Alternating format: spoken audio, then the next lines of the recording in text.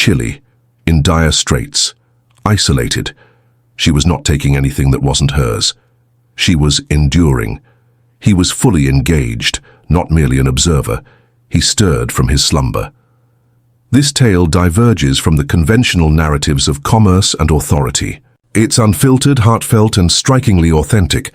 A server rummaging through a dumpster for a meal, a chief executive masquerading as a kitchen worker, and a secret so immense it looms over the very fabric of existence. Alternatively, you could preserve it. This tale serves as a poignant reminder of the enduring significance of kindness in our lives. Stay with us until the very end. Share your insights in the comments below. Tap the like button if this resonates with you. And remember to subscribe for more compelling narratives like this one. Tomorrow, the true endeavor would commence. Lucas Bennett sat in his decade-old Honda Civic, engine silent, observing the worn green sign of the garden grill flicker beneath. The humming street lamp, a delicate veil of frost adorned the windshield. The clock struck 2 a.m. In early March, the Edgewater location, which had once been one of the chain's most promising branches, now resembled a neglected diner rather than a part of a thriving regional narrative. A vacant parking lot. A solitary light glows in the kitchen. A crumpled soda cup meandered across the asphalt, reminiscent of a fleeting idea slipping away. This location once resonated with vibrant energy. Now, it merely murmured deterioration. 15 years ago, Lucas embarked on the journey of garden grill with nothing but a weathered food truck, a propane stove, and a mind brimming with tenacious aspirations. That vision had flourished into 32 locations throughout the Midwest. However, recently, the figures just didn't seem to align. Sales had stagnated. Turnover reached unprecedented levels. The reviews on the app resemble solemn tributes. Yet, during meetings, his regional manager maintained a cheerful demeanor, reassuring him that it was merely a temporary downturn. Lucas was not convinced. He had no use for a spreadsheet. He sought the truth, and truth seldom donned a name tag. He gazed intently at his reflection in the rearview mirror. The polished CEO in perfectly fitted suits had vanished. In his stead stood Luke Bryan, unkempt, rugged, dressed in second-hand attire that still held the essence of its previous owner. He had intentionally allowed himself to fade away. The hair extended, the eyes weary, a figure who remains unknown even to those who visit the website's About Us section. This evening, Lucas was absent, leaving a void of inspiration. He had come to fade away, to disappear into his own realm, and tread upon its shattered remnants. Whatever issues had arisen in Garden Grill, he wasn't going to wait for a quarterly report to uncover them. He pushed the door ajar, ventured into the chill, and moved toward the glow. Tomorrow, the true endeavor would commence. The foul odor assaulted his senses first, a combination of charred grease mingling with stale coffee, all underlined by a trace of bleach that couldn't quite conceal the overwhelming sense of hopelessness. Lucas pushed through the grimy glass, doors of the Garden Grill, entering a dining area that appeared to have been neglected. Lacking both care and cleanliness for weeks, the surfaces were coated in a layer of stickiness. Chairs in disarray. A path of napkins stretched from an overturned trash can by the counter, reminiscent of breadcrumbs marking a botched getaway. At the hostess stand, a young woman in a worn polo remained engrossed in her phone, oblivious to her surroundings. She mumbled about the managers in the back, her thumbs continuing to scroll. No salutation, no grin, no exchange of glances whatsoever. Lucas nodded quietly and navigated the labyrinth of abandonment. A mop bucket lingered in the center of an aisle, abandoned and overlooked. The overhead lights hummed softly, enveloping the space in a tired golden glow. Her customer receipt from the previous night lay curled on one table, caught in the draft from the front door. Beyond the kitchen door, the sounds were more pronounced. Metal against metal. A muted impact. A quiet string of expletives muttered softly. The disorder present lacked any sense of immediacy. It was routine, a cadence of acceptance. He walked by a battered soda machine held together with duct tape and noticed the staff fridge awkwardly propped open with a frying pan. This was more than merely a challenging spot. It was a forsaken vessel, left to its fate by those who once manned its decks. Lucas sensed the burden pressing against his ribs. No one had raised the alarm. Perhaps it was deemed unworthy of preservation by all. And yet, here he stood, on the brink of stepping directly into the very core of it all. The manager's office lay hidden behind a misaligned employees-only sign, its hinges creaking ominously. Within the space, fluorescent lights buzzed intermittently above a chaotic array of items, takeout containers piled high next to a mountain of unopened correspondence, while an old computer flashed error messages in a futile attempt to function. Behind the desk, Ray lounged in a battered swivel chair, boots resting on the filing cabinet, gnawing on a toothpick as if he had nothing to prove anymore. Lucas entered, gripping the meticulously designed fake resume he had put together. "Text name's Luke Bryan," he said, extending a hand. "I am applying for the kitchen helper position." Ray did not shake it. I quickly skimmed the papers, turned the first page, and then discarded it onto a pile of sauce-stained invoices. "Have you ever operated a fryer before?" Lucas locked eyes with, "Him serene, abundance, that will suffice. Commence the journey tomorrow, $10 per hour, make sure to arrive on time." Ray leaned in, his finger smudged with grease, and gestured emphatically. "Make one mistake and it's over for you. No inquiries, no verification of identity, not a single glance at the fabricated dining experiences and fictional managers listed on the resume." Lucas experienced a churn in his stomach, not out of anxiety, but from the pure audacity of it all. If the recruitment process was this weak, what other issues were being overlooked? He nodded, maintaining a composed demeanor. "I will remain present." Ray resumed scrolling on his phone, feeling completely over him. Lucas exited the office, the door clicking softly as it closed behind him, and found himself in the hallway. And, in an instant, the curtain rose. The performance was on the verge of starting. As dawn approached, Lucas's inaugural shift commenced, the horizon still cloaked in deep blue hues. As he entered the kitchen, it felt like the noise had been turned up to an intolerable level. Fryers hissed, pans clanged, and orders were barked, echoing through the cramped, tile-walled space like the sharp report of gunfire. The air was dense and unyielding, saturated with the aroma of oil that had long surpassed its prime. His hands, immediately set to the task, vigorously scrubbing a grease-covered stovetop with a wire brush, so inexpensive it lost bristles into the filth. The soap seared his skin. The water flowed in a murky brown hue. Yet he maintained his gaze wide open. The staff glided through their tasks with a weary, almost robotic demeanor, reminiscent of phantoms caught in an endless cycle.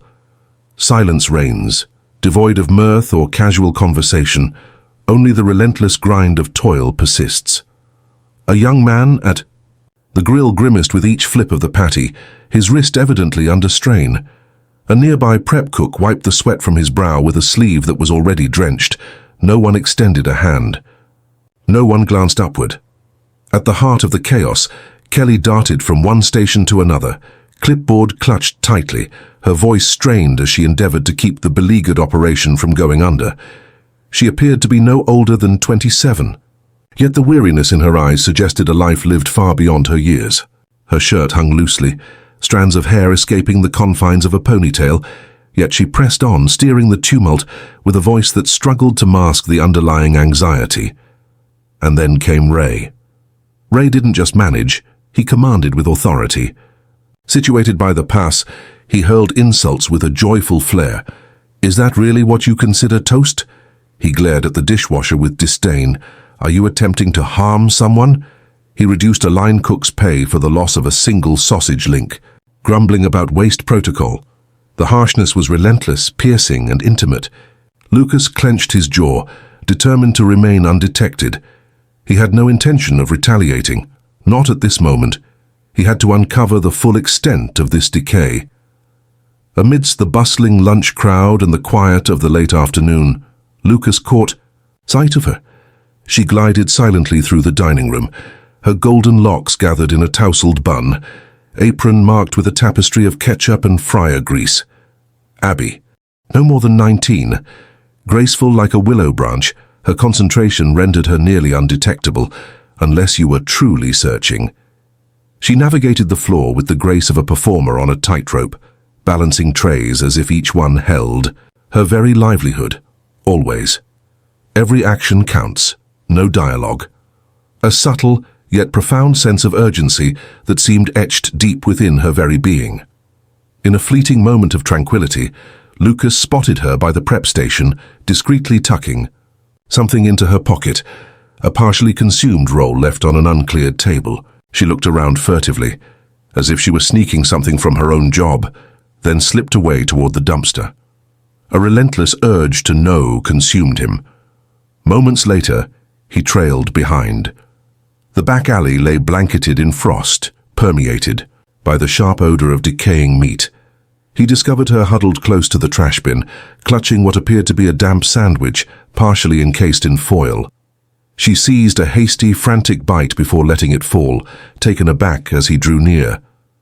"Hey," Lucas said softly, lifting his hands. "I'm not here to raise my voice, Are you all right?" Abby stood still, her eyes wide and her jaw tightly set.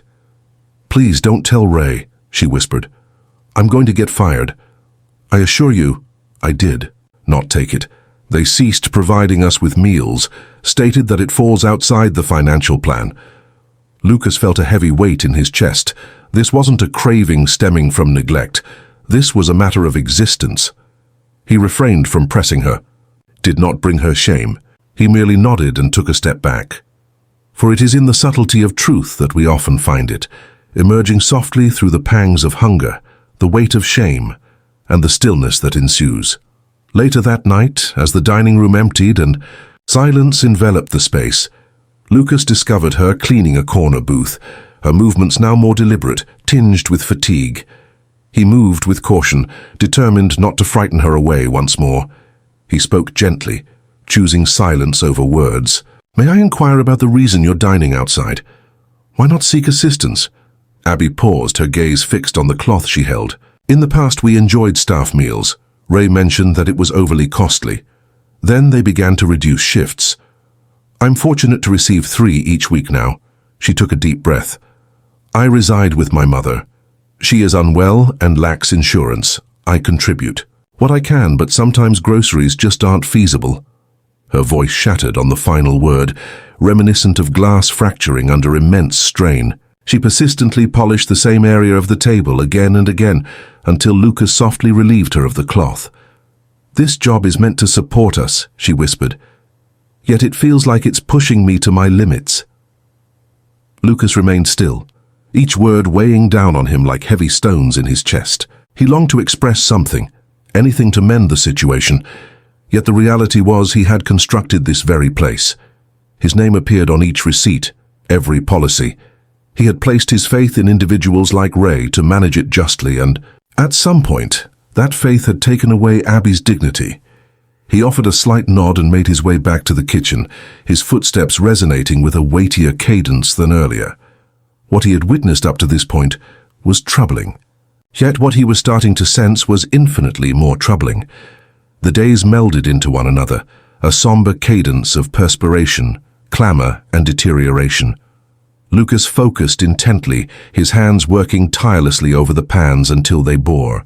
The marks of his labor, slicing through vegetables with knives that had seen better days.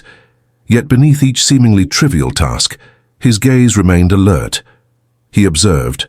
He paid attention. What he assembled was more than mere mismanagement. It was decayed at the core. Paychecks came in later than usual and were not as substantial as anticipated. The deductions remained a mystery to all.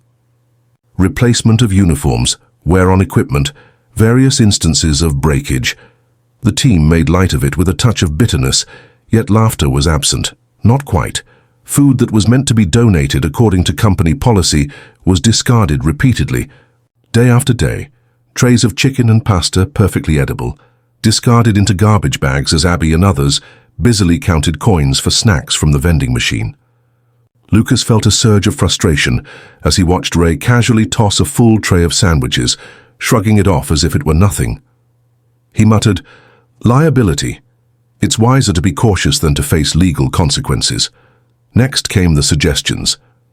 Servers observed their diminishing, inexplicably gathered and redistributed. Ray consistently found a reason to justify his actions. The card reader malfunctioned, or there may be a need for adjustments in the back of house.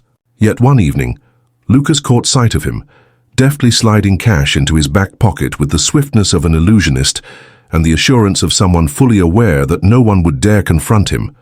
However, it was more than just financial gain. Ray had a way of addressing others that was sharp and unyielding, interrupting them mid-sentence and transforming each misstep into a moment of embarrassment. A young man named Jorge suffered a burn on his hand from a fryer and faced ridicule for shedding tears in front of the kitchen crew. There was no apology, no attempt at first aid, just a paper towel and a dismissive grunt. Lucas tightened his jaw, his heart racing. Every detail he noted felt like another nail driven into the coffin. He had arrived in search of clarity. At this moment, he possessed them. Yet his gaze lingered on the unfolding scene. Not at this moment. As the clock approached midnight, tensions reached their peak. The majority of the crew had departed, leaving the kitchen shrouded in dim light, save for the flickering fluorescent bulb hanging above the prep station.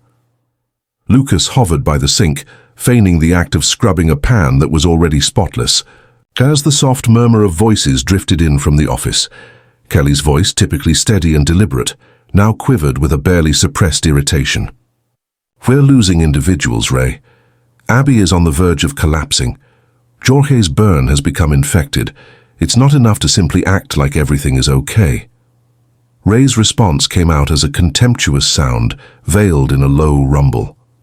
"Do you really believe that the corporation has any genuine concern? They seek data, not emotional narratives. We require additional shifts, genuine breaks, and quality food. The group is disintegrating." "You keep pushing," he snapped, "and I'll find someone else who knows how to stay quiet." A piercing stillness ensued, the sort that hangs like shards in the atmosphere. Suddenly, a loud bang echoed as the office door swung open with such force that it collided with the wall. Kelly marched past Lucas, her eyes shimmering, jaw clenched with fury, and an undercurrent of something more profound: deceit. Ray trailed a few paces behind, halting abruptly as he caught sight of Lucas observing him. In an instant, a glimmer danced in his gaze. Doubt, perhaps, yet it disappeared beneath a sly grin. "Get back to work, new guy," he muttered before turning away. Lucas remained silent. He merely observed Kelly's retreating figure as she vanished into the storage room, her shoulders trembling. This had escalated beyond mere neglect. It unfolded like a haunting dance of chaos. A space intended to nourish souls had transformed into an entity that silently consumed them. And Lucas understood that eventually something would have to give.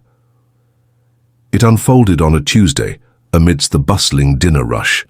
Orders cascaded from the printer in an unending flow, while the kitchen thrummed with a vibrant intensity.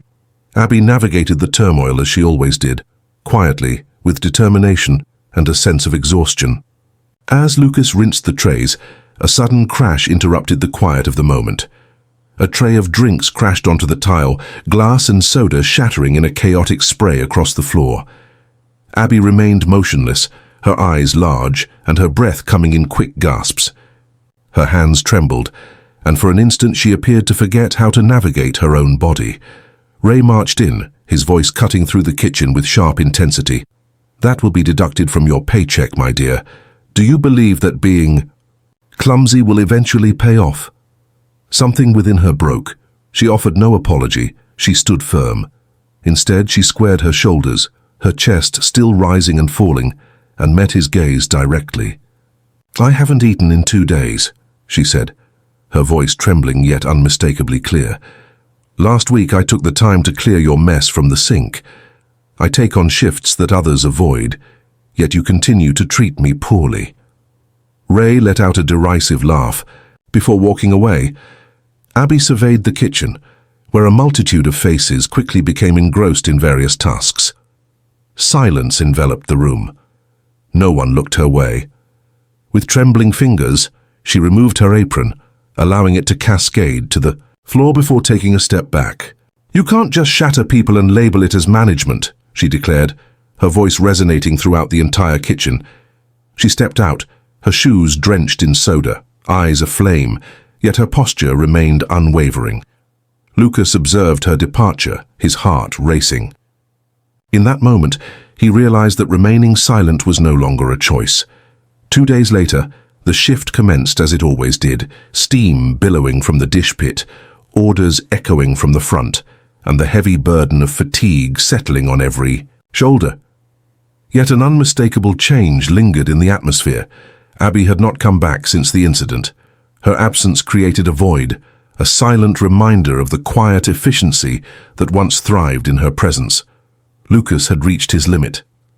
As the lunch rush began to fade, he emerged from the kitchen, drying his hands on his apron. The staff hardly acknowledged him initially, merely another figure navigating the chaos, until he ascended a crate by the expo line and projected his voice, steady yet authoritative. "May I have your attention for just a moment, everyone?" Gazes shifted, brows furrowed in bewilderment. The friar emitted a sharp hiss behind him, reminiscent of a fuse about to ignite. "I'm not Luke Bryan," he said, deliberately tugging the frayed flannel shirt over his head to expose the crisp dress shirt underneath. "My name is Lucas Bennett. I hold the position of founder and CEO at Garden Grill." A plate crashed to the ground. A sharp intake of breath echoed through the room. Even the dishwasher paused in the midst of its scrubbing duties. Ray's smirk disappeared. His mouth parted, then closed once more, as if the words had eluded his grasp. "I arrived incognito because something seemed off," Lucas stated, his voice unwavering. "What I discovered was far more troubling than I had envisioned. Stealing, abuse, shattered individuals laboring beneath shattered guidance." He glanced at Ray, his gaze piercing. "You withhold paychecks, you take advice without giving credit. You allow children to scavenge from the garbage while you discard perfectly good food. Your task is complete." Ray attempted to utter a word, yet silence enveloped him.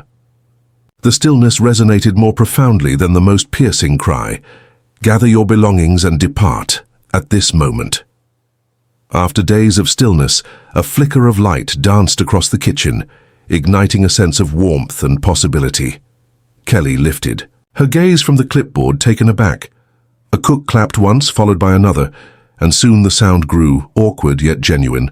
Lucas descended gradually, heart calm, and inhaled deeply. This is just the start. Ray made quite an exit. He lingered at the entrance, a duffel bag draped over one shoulder, his complexion wan, yet his jaw set with determination. The personnel had withdrawn to the shadows of the kitchen, observing from behind shelves and racks, uncertain whether it was truly the end or merely a pause in the chaos. Lucas remained resolute at the prep counter, arms crossed, his gaze unwavering.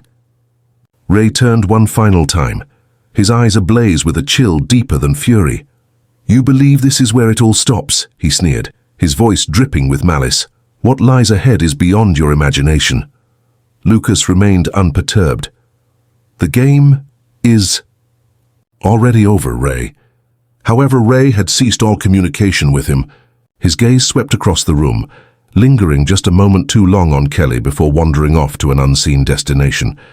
He smiled, a subtle twist of the lips, lacking warmth, just enough to sour the atmosphere. He stepped outside, the door whispering, closed in his wake. Silence enveloped the room for a few moments. Even the kitchen's persistent murmur appeared to pause in anticipation. Lucas let out a slow breath, fully aware that menacing words like Ray's often lingered long after the sound of departing footsteps. Some of them remained quietly within frameworks in mysteries yet to be unveiled. There was an undeniable spark in Ray's smile, as if it were a fuse still glowing with potential. In the days that ensued, Edgewater seemed like an entirely different world, imperfect, unrefined, yet alive once more. Lucas officially appointed Kelly as interim manager, and she embraced the role with a subtle yet commanding presence. Her clipboard transformed from a mere shield into a detailed blueprint. She restructured the schedules, incorporated genuine breaks, and reinstated order. In an environment that had previously operated on anxiety and uncertainty, gone are the days of elusive deductions, the juggling of tips, and the quietude. Suppliers have been contacted. Decayed fruits and vegetables swapped out for vibrant greens and freshly baked bread. The fryers have been thoroughly cleaned.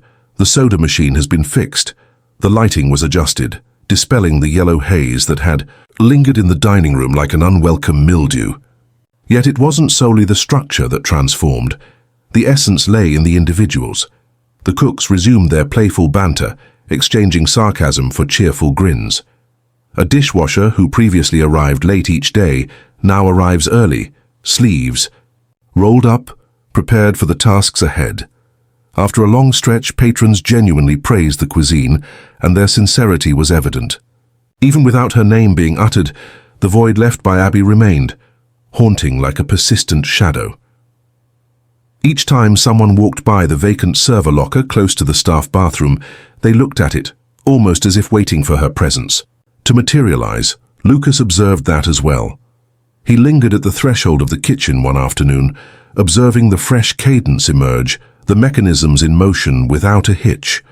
Amidst the flow of healing, an underlying ache persisted. Redemption held no value if those who suffered the most were unable to come back and witness it. For Lucas, it signified a singular purpose.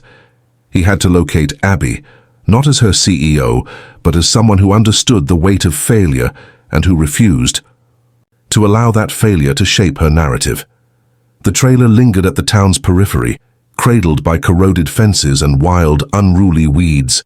Paint flaked away from its surfaces like weary skin, and the front steps groaned beneath Lucas's boots. He lingered at the threshold, a flicker of doubt creeping in for the first time in weeks.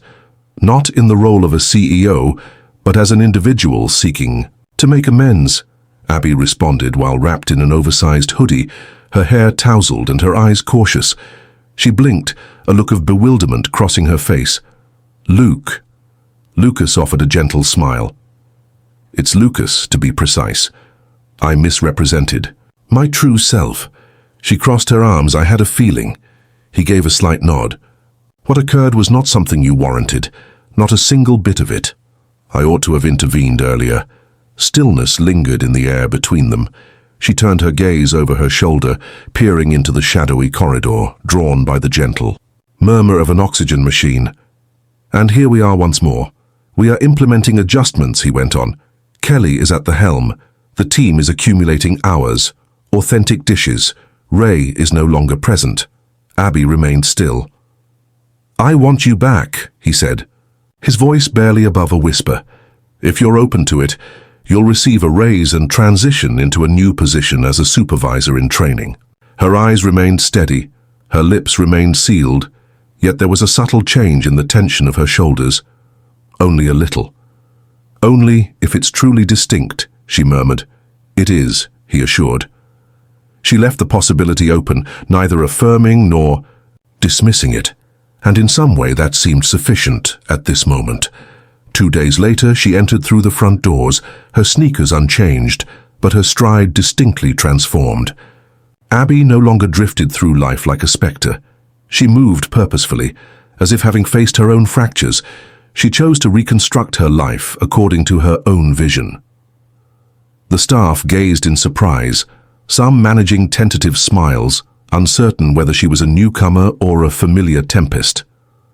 Yet as Kelly emerged from the office and enveloped her in a swift, intense embrace, the stillness shattered.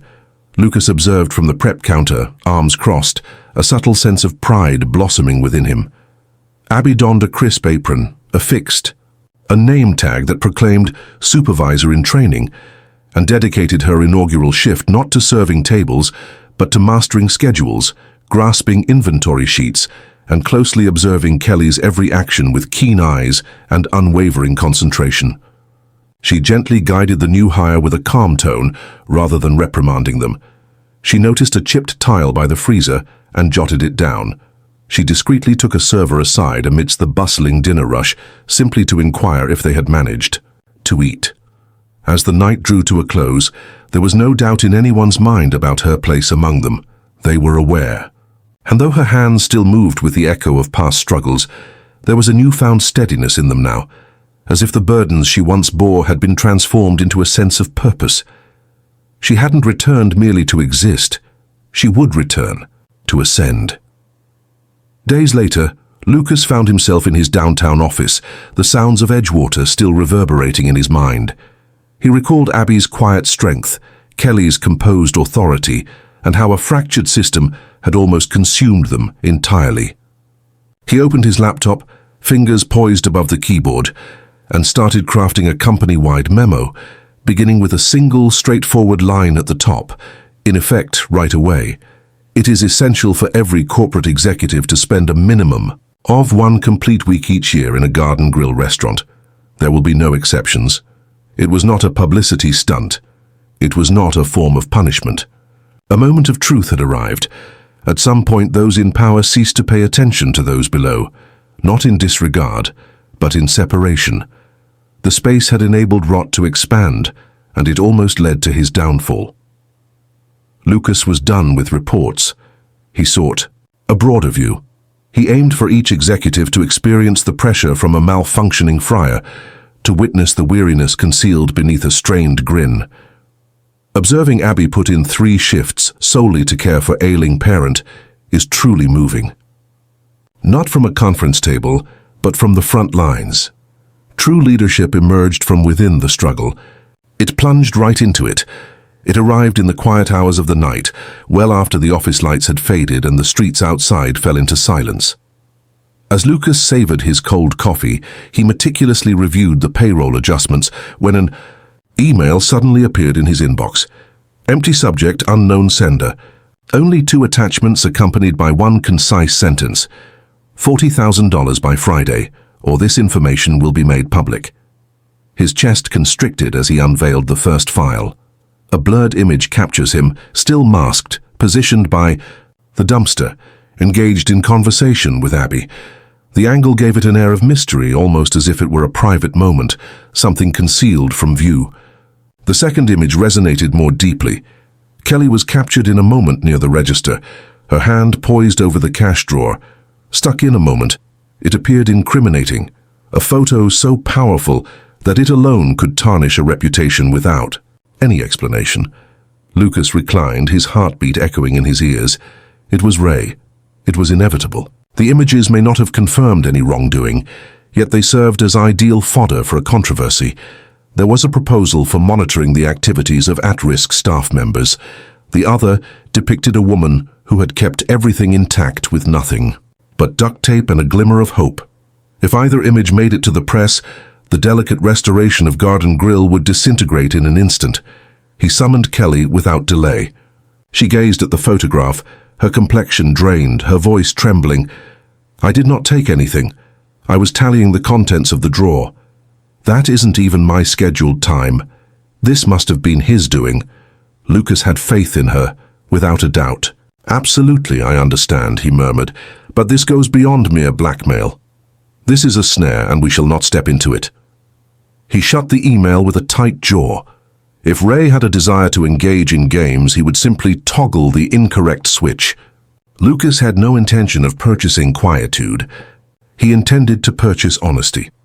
Lucas placed a single call to Walt Harris, a retired detective who had transitioned into private investigation.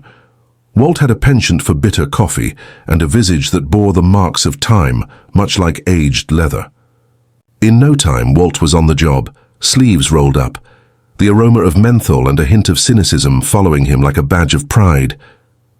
"Are you looking for some juicy details about a guy like Ray?" he inquired, opening a spiral notebook with a flick of his wrist. "Then we venture into the shadows where the roaches conceal themselves. Documentation." It was a brief moment.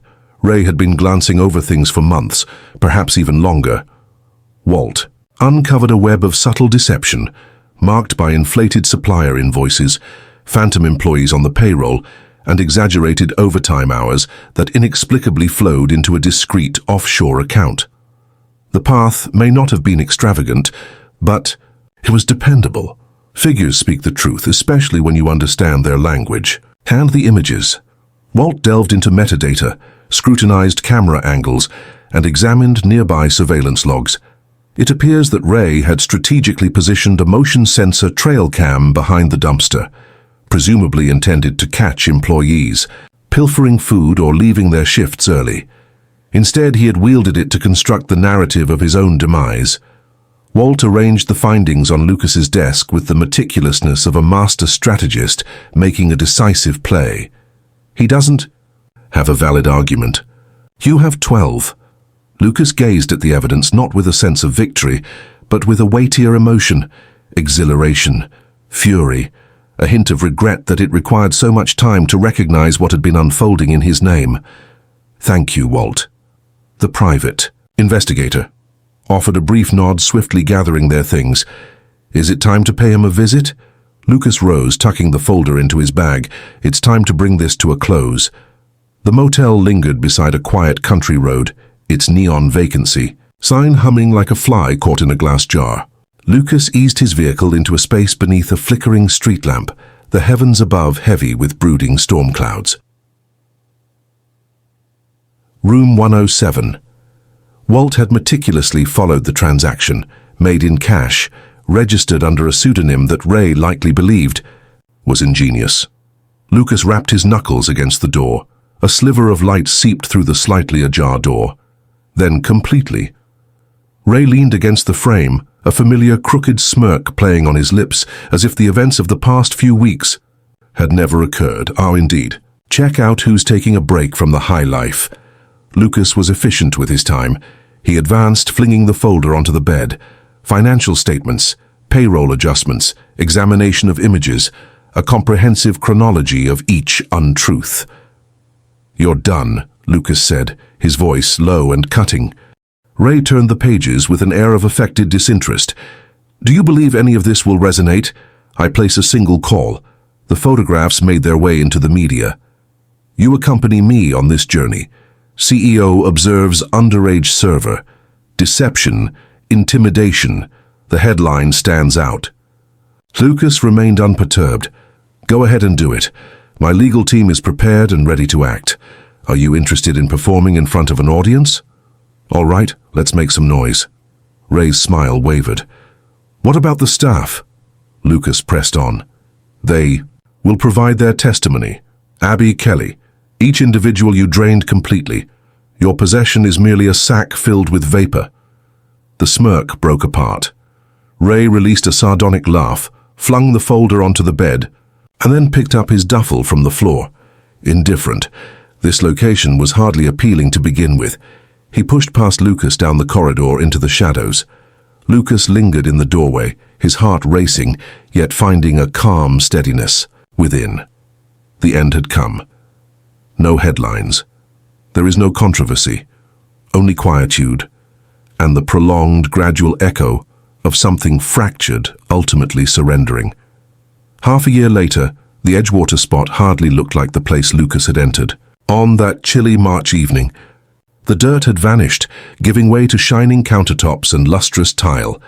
The kitchen buzzed with determination, not dread. The dining room, previously empty and dull, now thrummed with joy, the sound of laughter mingling with the clatter of silverware punctuated by bursts of applause as a birthday cake made its grand entrance. Kelly managed the place with an innate sense of authority and purpose, serene, resolute, empathetic. She held her clipboard, now brimming with aspirations rather than complaints. The team had faith in her, as well as in one another. Regarding Abby, her return was far from ordinary. She underwent a remarkable change. Her name tag now displayed supervisor, and she wore it with a sense of quiet pride. With unwavering patience and meticulous attention, she guided new hires, orchestrated pre-shift gatherings, and effortlessly recalled the names of every regular. Last week, when a customer's card was declined, she discreetly took care of the bill herself. Upon the passing of a cook's grandmother, she took it upon herself to prepare meals for the funeral. Lucas had gone beyond simply proposing a raise for her. He initiated a scholarship honoring her legacy. Twice a week, Abby discreetly left her job a bit earlier to pursue her studies in business management at community college.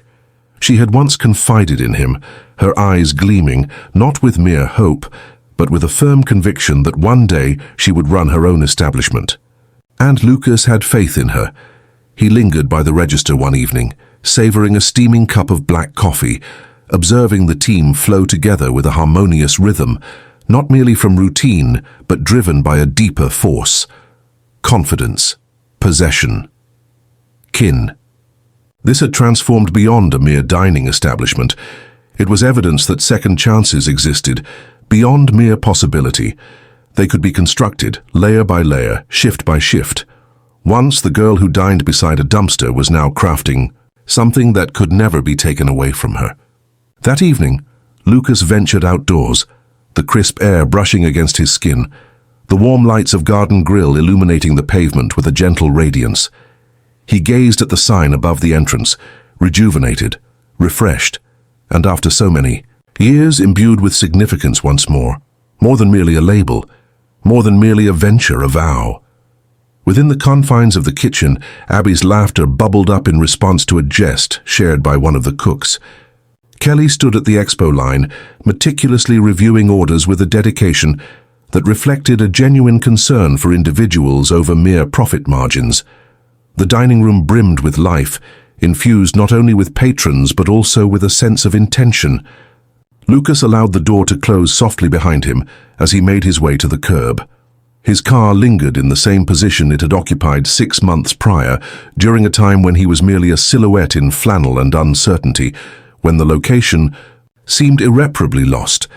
He had infiltrated the scene to uncover the flaws, yet what he discovered, what had almost slipped from his memory, was that the essence of Garden Grill was never rooted in the figures. It resided in the hands that diced onions at dawn, in the weary laughter exchanged at the end of a long shift, in the girl who returned not seeking vengeance, but rather a chance for atonement. Lucas smiled to himself, a genuine and unhurried expression as the wind began to stir. The weight of the past lingered, yet what lay ahead? It felt buoyant once more, and now he shared the burden. At times, the most impactful leadership emerges not from the confines of an office. It arises from being alongside the shattered. Lucas never envisioned himself as a hero. He simply sought clarity. What he discovered was a mirror, a reflection of all he had constructed and all he had overlooked. Policies that appeared pristine on paper, yet left individuals like Abby suffering in silence. And what about Abby? She was perfectly capable of standing on her own. She craved recognition. Her strength was not boisterous, yet it radiated with intensity. It was in her presence, in the honesty of her words, even when they trembled, in her return, not to assert herself but to elevate those around her as she ascended. This narrative transcends notions of charity or pity. It revolves around respect, about transcending figures to recognize individuals, about being present, even in moments of discomfort. In our society, the subtle, the weary, and the unnoticed frequently go unrecognized. Yet, perhaps if a greater number of individuals opted to observe more intently, hear more profoundly, and respond more promptly, we might not require narratives such as this to serve as reminders. If this narrative resonated with you, we invite you to subscribe to our channel. Give it a thumbs up, drop a comment about the moment that resonated with you, and pass it along to someone who could use a bit of hope today. Stories serve a purpose. Beyond mere entertainment, they stir a memory that lingers in the mind.